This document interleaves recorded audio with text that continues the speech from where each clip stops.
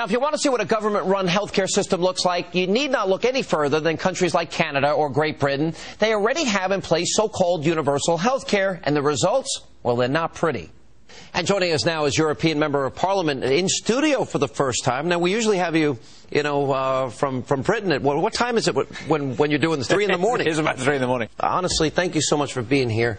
You know, you really have become quite a phenomenon among the conservative movement in this country because you constantly frame the debate is America, you are our friend, you are our brother, you are our ally, and please don't go down this wrong road on health care. You feel that passionately about it. Why?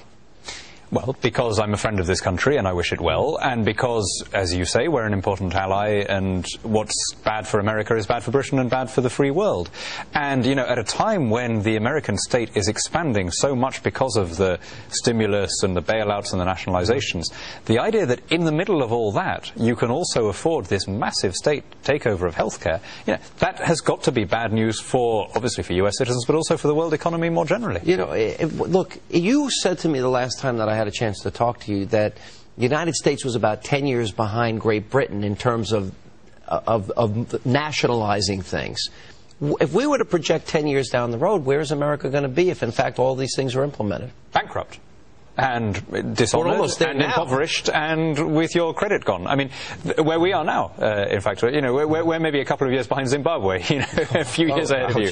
I mean, we have the healthcare system that we have as a kind of relic of an era in Britain when the state was considered all-powerful and benign, and when we had rationing, and when we had ID cards, and when we had mass nationalisation, and we're still stuck with it because, you know, once you get a system like that, it's almost impossible to get rid of. But how amazing to me that a free people, you know, in citizens of a country founded on the principle of independence for the citizen as well as independence for the state, should be contemplating in peacetime burdening themselves with a system like this, which puts the power of life and death in a state bureaucracy. And one of the reasons I wanted to have you back, for example, I have here, last time you were on, it had been decided a week before that you have a government rationing body, your National Health Service is what it's called, and I read the British papers all the time, and they had just determined that they were not going to provide life-saving medication to women with advanced breast cancer.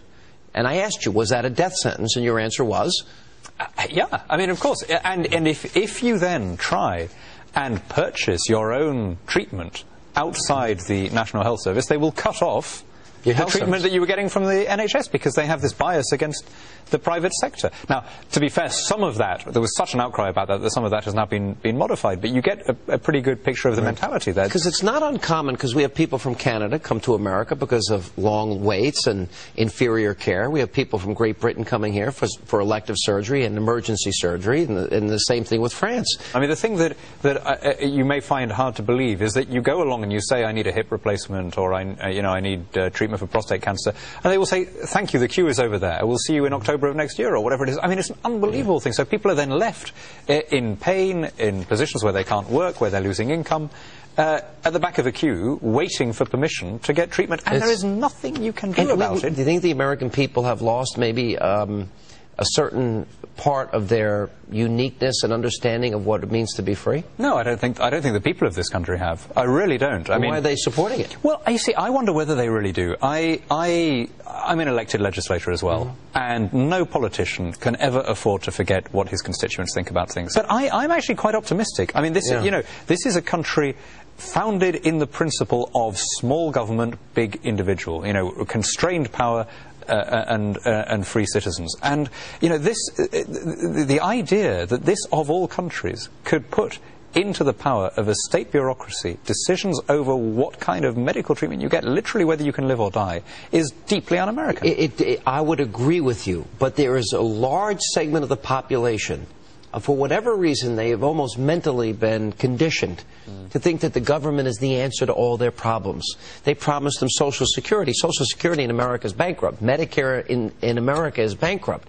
The stimulus, once it passed, promised that unemployment wouldn't go above 8%. It's now headed to double digits. There are people that put their faith in government.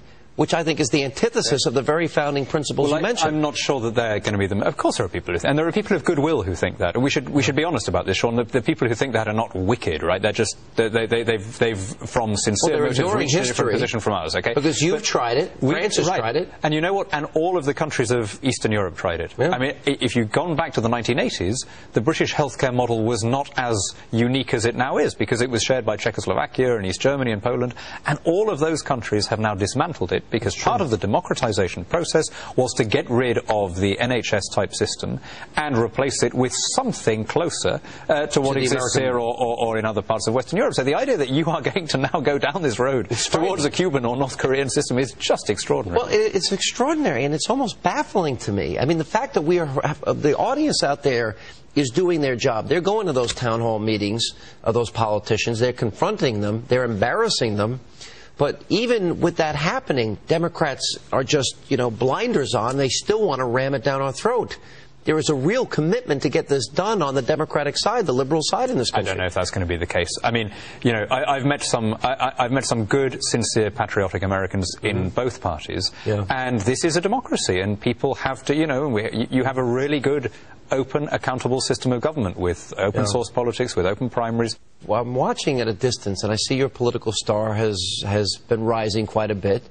Do you ever perhaps think of a day where you could be the head of the party that could come to power, and one day I'd introduce you on this program as Prime Minister of England? I can exclusively tell you I don't think that's going to happen, Sean. I'll tell you what, the last time that a bald party leader defeated a hirsute party leader in the US was when Garfield won in 1880, right? The last time it happened in England was in 1831, so I'm ruled out on those grounds already. Daniel Hannan, great to see you on this side of the pond. Thanks for being with us. Thanks, Sean.